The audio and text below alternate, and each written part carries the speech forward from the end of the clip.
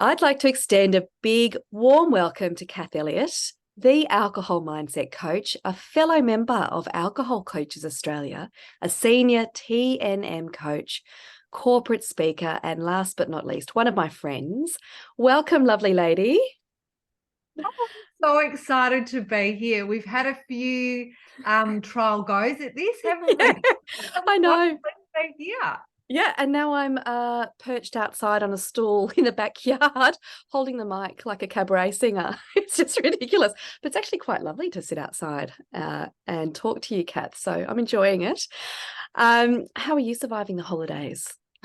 Well, my boys are actually back at school this week. Oh, Victorian school holidays are a bit sort of funny. Some have 2 weeks, some have 3 weeks. Mine had 2, so they were back at school on Tuesday. So oh, we're at the sigh of end of relief. another week of school, of term 3.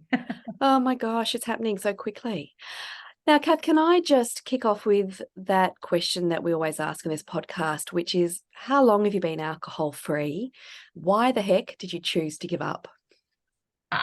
Love it. So I have just celebrated 4 years of being alcohol free. That fell on the 1st of July, 2023. Oh, I had my congratulations. last drink on the 30th of June, 2019. And, that big question, why did I stop? Well, I think for me, my problematic relationship with alcohol was a long time coming, but it also crept up as well. I wasn't a rock bottom daily drinker. I was someone who developed a binge drinking issue as a teenager.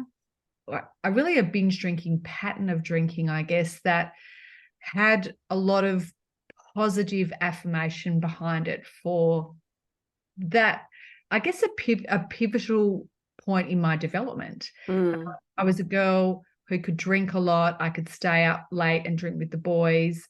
I didn't get terrible hangovers, and I was pretty high functioning. And all the messaging that came to me was, you're so great that you can drink like the boys, and you're so great that you don't, vomit and pass out like lots of the other girls do.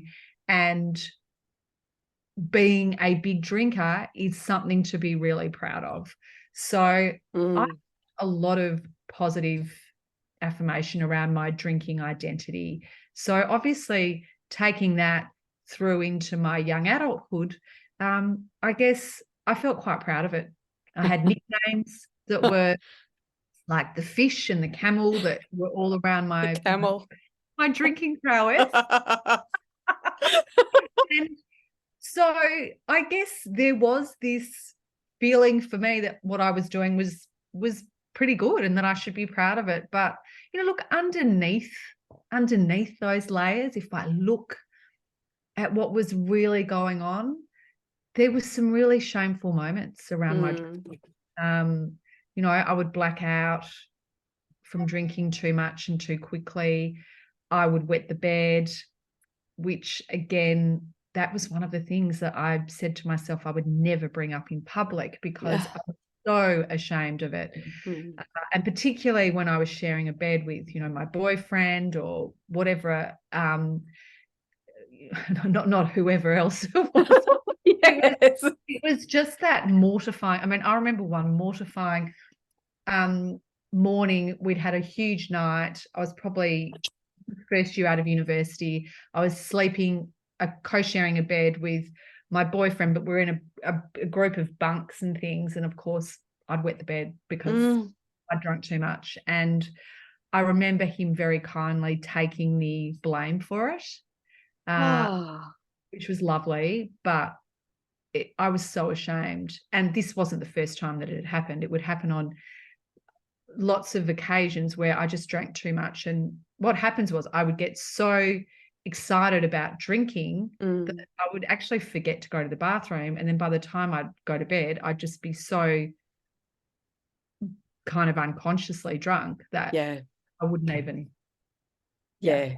And it's not an uncommon thing that happens to many of us when we're caught in that drinking stage of our life. Yeah. Yeah, absolutely. I Yeah. know. And it's, I think those were very, shameful moments. And unfortunately, they didn't just stop, as teenagers or young adult. There were times when I would wet the bed when I was older as well. And that was, again, quite mortifying. Yeah. Yeah. When did it hit the point for you where you were starting to really worry that it was getting out of hand and you were drinking potentially differently from everybody else around you and you really wanted to stop? When did that hit for you? Again, it's really interesting. My drinking became something that I wasn't drinking actually that regularly. It was more that when I was drinking, it was really a bad binge. So I'd sort of got to this point where I was trying to moderate my drinking or trying to control my drinking. And so I was drinking less often, I guess, Yeah. frequency. But when I did drink, that was when the problems would really start to occur. I was blacking out more regularly. I wasn't able to tolerate as much alcohol as I could. And I was starting to feel very nervous about how my kids were seeing their mum and my drinking, because they would see me having, big nights, and they would see a real change in my demeanor and who I was and the look in my eye. And it was, I guess, the real turning point for me was when the boys saw me drunk on a family holiday in Queensland. And, it was just one of those nights that started off as having cocktails with friends that led to me drinking very quickly and being so drunk that my husband had to really put me into the car with the three boys. And they were like very worried about me because they couldn't understand what I was saying. I fell back and hit my head when we were trying to get back up to the apartment. And I woke up the next morning in that horrible feeling of, the last thing I remember is sculling down an espresso martini. And the next thing, I am in bed next to my husband with a throbbing head. Oh, What happened? oh, that feeling. I know that feeling where you slowly open your eyes, you look around and you see that look on your partner's face. Oh, Yeah, and you're trying yeah. to piece it together, and you think to yourself, and I was 46 at this point in time, and you think to yourself, I'm 46. I'm not growing out of this problem. Yeah, it's still I'm not hanging around. moderating myself out of this problem. Yeah. And I don't, even if this only happens once a year, it's too many times in my life for this to happen again. I actually can't do this anymore. Yeah. And I think it's also, I'd gone through a really huge 10 years in my life at this point. Well, probably 6 or 7 to this point, and now I'm 50, so it's now 10. But there'd been a lot of stress, a lot of changing the way I was approaching just even my own life. And I think I'd used alcohol a lot, even my binge drinking, as an opportunity to sort of de-stress, but even to keep myself stuck in some, pretty unhealthy patterns of living. And it was this point on this holiday where I just realized that I wanted to let go of that. That wasn't who I wanted to be. It didn't align with the values of the person that I am.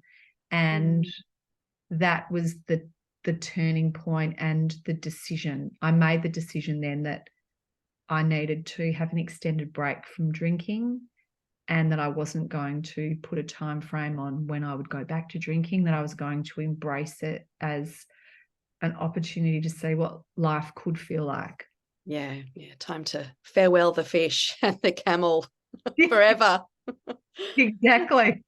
No, but in all seriousness, it does often become that fork in the road moment where and many women do hit that mid-40s where you are choosing to take a different path. And it's not necessarily easy, is it, to give up on a decade's worth of binge drinking? What worked for you? How did you do it, Kath? I think the turning point was definitely my mindset, in that I didn't have to justify whether I had a problem or not, that I did have a problem in my own mind. And that was the acceptance and the self-responsibility was taken there, rather than trying to compare myself and try and talk myself out of, you're not drinking daily, you don't need to go into rehab, and all of this sort of stuff. It was actually about facing up to looking at my life and seeing the negative impact that alcohol and drinking had on many aspects of my life. And that really didn't matter about whether I was drinking 10 drinks a night or 2 drinks a night. It was actually about the effect it had had on my life. Yeah. And I looked back and I thought, actually, it's most of the things I regret in my life have happened when I've been drinking. Oh, somebody said that to me this morning. All of the negative things, all of the fights, all of the silly activities that she had undertaken always involved alcohol. Seems to go hand in hand, doesn't it? Exactly. And so when you look at it from that simplistic point of view, you very quickly come to the decision that it's time to take it away and see what can unfold in a life without alcohol. And so this positive reframing started to unfold for me. And from that point, it actually wasn't that hard, because I had taken responsibility and had made the decision to do that. And I felt like on the other side there was going to be something pretty special, but that it would take time. Yeah. What did you do to help the whole process of giving up alcohol? Like, did you have to do some work and some reading in the background to learn about it, to throw yourself into the mix, or, how did you get there? So I actually signed up to do the live alcohol experiment with Youth Naked Mind, Annie Grace, on July the 1st. And it was the first time I'd ever done anything like that I'd looked for any external support or a program. And it was the best thing for me, because it enabled me to be connected in with a community where I could see that so many people were struggling with their relationship with alcohol, that there were many different spectrums of what a drinking problem can and does look like, and that there was all this really interesting information that I started to learn about alcohol and its impact on the brain and the body, stuff that I just had no idea about. And so it also enabled me to take that negative lens off myself, that punishment that I've been putting myself under, that there was something wrong with me. Because all of a sudden I was like, well, of course, it's a drug, for God's sake. It's a toxin. It's so addictive. And of course I'm going to keep binge drinking. This is the way I've been drinking for 30 years of my life. I've repetitively done this in so many areas and aspects of my life that it's very subconscious, unconscious behavior. And so that month taught me so much and gave me a lot of confidence, and it really helped me solidify that I wanted to continue on the path, and I wanted to continue to choose to be alcohol free. Oh, I love it, Kath.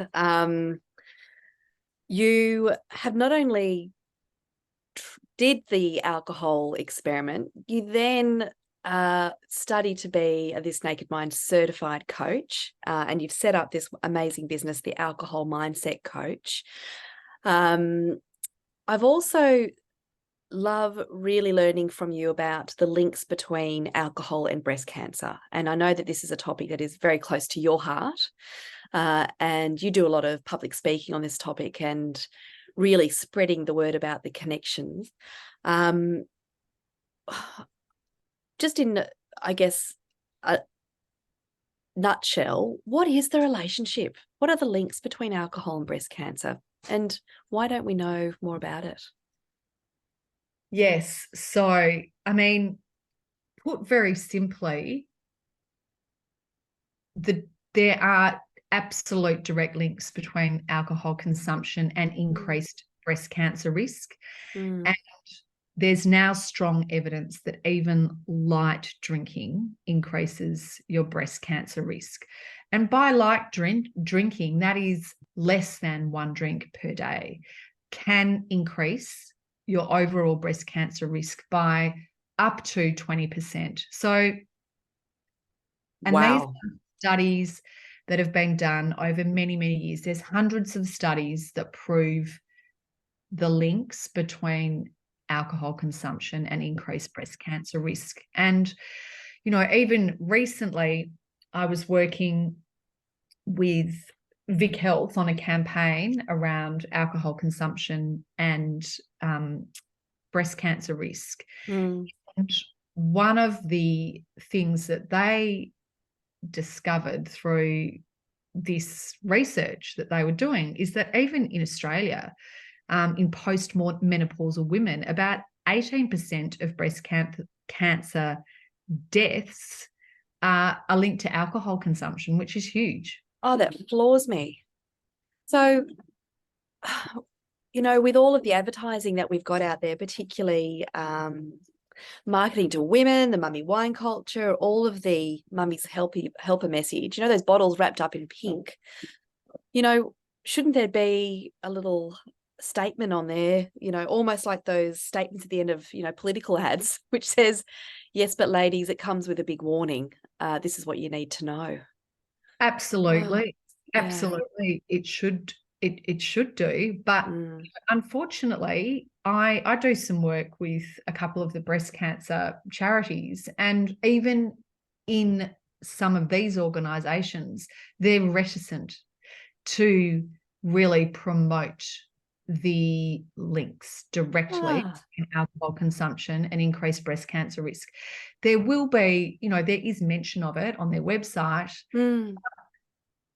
In particular, I have tried to, in one organisation, really get on the front foot about the issue, and I have found it incredibly difficult. I've been blocked, and it's a real worry, particularly when you see someone like Kylie Minogue, who is one of, you know, Australia's most well-known survivors of breast cancer, promoting a brand of wine. It's wild. Yeah. Well, it's absolutely crazy. Missed opportunity there for her to do the absolute opposite, or yes, even a zero alcohol wine she could have, you know, promoted as something. Yeah. I think one of the other celebs that I've seen that have also doing the same thing is Jennifer Lopez, who doesn't even drink alcohol, and she's come out with her own wine. There's somebody else that doesn't drink alcohol that's come out with their own wine as well. I think, I can't remember who it is. Doesn't really matter, but I guess it's where the money is. But it's very It absolutely is. So I think there's there's a long way to go in Australian culture around the protection of drinking as a part of having fun, enjoying ourselves. There's a real pushback. It's almost like people think you're trying to stop them having fun, or you're being, you know, the alcohol police if you're saying anything other than, you know, having a few drinks is a good thing to do. And I guess I come from the position of, I would never tell anyone that they have to stop drinking, but I think we have a responsibility now, knowing what we know, to get out there and promote to more people about alcohol and its impact on, you know, one of the key health pillars in our life, you know, the quality of sleep that we have. A lot of people have no idea about how even 1 or 2 drinks can affect, you know, your REM cycles of sleep, which is key to our, you know, our healing overnight. Yeah. And our body's homeostasis. So it's so interesting that for me was such an important part of knowledge to gain when I was learning about alcohol and its impact. I was like, oh, if it's impacting your sleep that significantly, imagine what that cumulative effect is going to do over your whole life, even if you're only drinking 1 or 2 drinks a day. Imagine. Yeah, I'm not, and these aren't subjective stories. They're data. It's based on facts. It's surveys that have got these very well linked connections between alcohol and sleep and stress and all of these cancer types. It's I think Australians would prefer to know rather than regret something that they could have changed earlier on in their lives. But I guess the message for women who might be worried about their intake and breast cancer links, who might be wanting to drink less, I guess a very easy message is that every glass of wine that you're not having is a reduction of that risk. Exactly. Yeah. I think that's perfect. I there's a fantastic campaign that's run out of America called Drink Less for Your Breasts. And I think that's perfect. Every drink that you choose not to have, you'll be reducing your overall risk of breast cancer. And so even if you have 1 drink less on a Friday night or a Saturday night. Yeah. It's an easier message, isn't it? Less alarmist and more empowering and positive that you're actually taking. Exactly. And I think just to be more aware of that, it's not excessive drinking that really, increases your risk. I mean, one of the things that I think was very interesting was, yes, we know alcohol is linked to a number of different cancers, but breast cancer is the only cancer where low amounts of alcohol have been scientifically proven to increase breast cancer risk. Wow, Kath. Thank you so much for delving into that topic. It's such an important topic, and I love that we've got you on here with all of that knowledge. Just a slightly changed tack a little bit. As a member of Alcohol Coaches Australia, which for listeners who may not know is a collective of Australian-based certified This Naked Mind coaches. And by that, I guess the easiest way is to say that we use the latest research, science-based methodology that begun with Annie Grace's book, This Naked Mind. We use that methodology. We also use others that we've incorporated into our own individual practices. But Kath, what would you say are the main benefits that a collective like ours can offer people who've tried everything to drink less, but are losing the battle and just would like some extra support? Well, Bella, I mean, I think the greatest gifts that we all bring to this collective is our lived experience of overcoming an alcohol issue. And we've obviously all used This Naked Mind methodology ourselves, and we are strong believers in it. And I think the thing that I love about the methodology is it combines both science and compassion together, which are 2 vital ingredients in anyone looking to change their relationship with alcohol. And what I love about the group of us that have come together in Alcohol Coaches Australia is we all have slightly different niches of the people that we look to support with our coaching, and we have very different experiences and stories in our own life. I think to have that collective together there for people to come and understand how coaching can support them, to look at our various different journeys, it's actually an incredible resource for people. And so I'm really looking forward to all of us being able to promote it more and to support people, because alcohol coaching is just another fabulous tool and resource available to people. And as you and I know through the work that we do with our own clients, the ripple effect it has and the transformation that one-on-one coaching and group coaching has on people's lives is quite. The other vital ingredient that we all need is hope. And hope through having a coach who's had a lived experience and has then able to show that they are living an empowered, positive, free life. It doesn't mean that life is perfect. There are still challenges involved in living an alcohol-free life. Sometimes there are great challenges in sitting in, you know, the discomfort of emotions that you've been avoiding for God knows how long, or even understanding what that feels like to be in emotion. What is that as a human being? Like, we avoid it at all costs. And when we're drinking, it's often the go-to substance to take us away from dealing with not only difficult, sad emotions, but also euphoric, happy emotions. And that was one of, you know, that's one of the beautiful things that unfolds through an alcohol-free life, is that you can experience those euphoric moments and they become even more intense and available to you. Oh, yeah. I mean, I recognised that recently on a Queenstown trip, just these holidays past, we went skiing. There's a lot to love about that holiday, but there were lots that were exceptionally difficult. Like, just my husband having to be medevaced from the slopes day one, then he got the flu. And I regularly thought throughout that holiday, you know, had I been still drinking, all of those moments would have been compounded. The negativity everything would have been made so much more difficult. So the lows would have been extra low.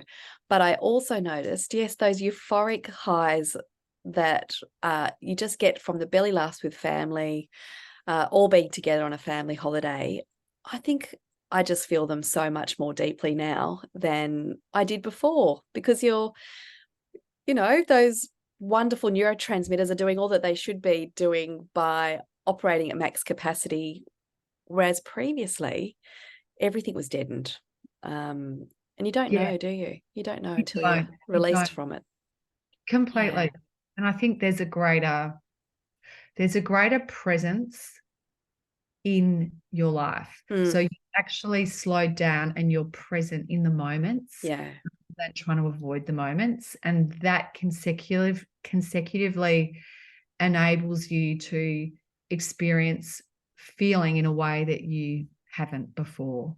And I also know that it can be quite comforting for people that are undergoing their own alcohol issues to be able to pick up the phone to somebody that has also had their lived experience, because we're often the very first person that other person has admitted to the world that they're drinking too much. And people are terrified of opening up that topic to anybody else. It is such a shame-based type of relationship that people have with the bottle and with alcohol. Lived experience piece of a coach from the collective that we're involved in, Alcohol Coaches Australia, is one of the most valuable components, I think, as well. Yes, I agree. And I always say, you know, when I'm either looking to work with a client or they're, you know, sussing me out or whatever, that the most important thing is you feel a connection with the coach. And if it's not 100% there, don't feel like you don't have to say that you have to continue to step into that relationship. It's so important because there's trust. It's such a huge container of trust that is actually probably one of the most important parts of it, is that you do feel that you can connect and open up, and that person understands you and connects and communicates in a way that feels good for you. And if they don't, you know what, that's okay. That's fine, because there's so many other people out there who you can look to work with. Yeah. And Kath, on that note, what do you, sorry, let me start that again. So, and Kath, on that note, what's your specialty when it comes to alcohol coaching? Who do you see often calls you up, and what's their relationship with alcohol like that they're seeking to work on? Yeah, so great question. So my niche is generally professional men and women who are high functioning, who identify as problematic binge drinkers. I do work with habitual drinkers as well, but generally it's men and women who have had a binge drinking issue since teenage or young adulthood, and it has been normalized along the way in Australian culture, but they have had this creeping feeling that it's not right, that it's impacting their lives negatively, and that it's also been encouraged through their workplace way to look after clients. It's their job because they're a good drinker. But then if something's gone wrong and there's a bit of a red flag, then their workplace has not been there to support them. So it's fascinating, because what I've noticed through these types of clients that I work with is that once they start to make changes around their drinking that their workplace sees, it's incredible the leadership role and the ripple effect that has on other members of their team. I've got one guy that I've been working with for 6 months, and 3 people in his team have been so impressed by the changes that he's made that they have decided to make changes to their own drinking. And it was something that he did not anticipate as a side effect from the work that we've been doing. And now he is really, really keen on promoting, I guess, the use of alcohol or not, and how it can be a way of showing leadership in workplace. I think that is absolutely amazing. God, we need to get this guy on the podcast. We might be able to. More drinking during working hours, drinking from home.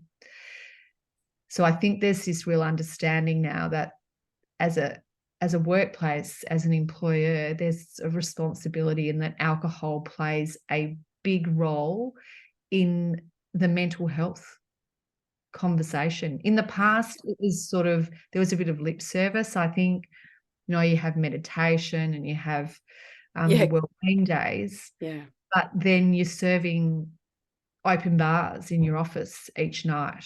So, I'm so looking forward to you and I developing our, workshops and programs, because, our message isn't about telling people to quit drinking. It's about telling people to be a lot more inclusive of other people's drinking choices. We don't know what's going on in anyone else's life at any point in time. And if someone chooses not to drink at a work event, we need to be really respectful of that choice. And we also need to understand that sometimes in Australian culture, if you've chosen not to drink, you've been sidelined, you've been isolated, you've been told you're boring, fun. Yeah. And so I'm really hoping that we can, through our own stories, but through education and through opening up conversations like these, that people will start to think a bit more about how they can support people who are choosing not to drink, even if they are having a beer or two, and that we can also make sure that people who are in drinking environments are also provided for with some interesting drinks, and that not all activity is centered around this hobby of drinking, that there are other things that we can do. Yeah.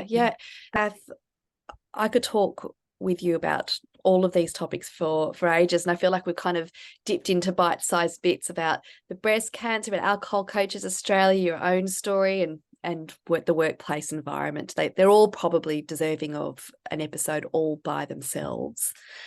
But Kath, what really is on the horizon for you as a corporate speaker, as the alcohol mindset coach? What's the end of this year look like for you and beyond? What would you like to really achieve? What am I dreaming about? You know what? To be honest, I was asked this question this morning on a walk. So it's serendipity, I guess. And I took a little pause and I thought about it. And I guess what I am really super passionate about is I absolutely believe that Australian business, Australian corporates have a massive role to play in changing the culture of Australian drinking. And so I am super passionate about getting into these environments, sharing our stories, but opening up conversation and being more inclusive around different drinking choices. And it is okay to say no, and that we don't need to question people when they do. That is their choice. And we need to respect that. And that drinking and excessive drinking in Australian culture is something that we need to look at and shift, because really, to be the best versions of ourselves, we can't really achieve that when we're excessively drinking. So I would love to, if I'm looking forward in 6 months, that, you and I have done some fabulous talks in many different industries, and that we are, really starting to promote the message of inclusivity and of being, it's okay to say no to drinking. Okay. I would say for anyone that's listening to this and is worried about whether they have a problem and just are feeling really trapped by it, just, to let them know that you are not alone. There are so many of us who have had issues with drinking, and that there's help here for you, and that there's nothing wrong with you. Yeah. Kath, where can people find you if they want to reach out for you and have a chat about their own drinking habits and talk about your services? Yeah, sure. So my website is thealcoholmindsetcoach.com, and my Instagram is @thealcoholmindsetcoach. Awesome. Thank you, Kath. It's always a pleasure to chat to you. I've loved that we've been able to have this hour to talk about all of these topics, because I know that they're just so valuable to all of our listeners. So once again, thank you, Kath. Thank you, Bella. I've loved our chat too. Thanks so much. You're welcome.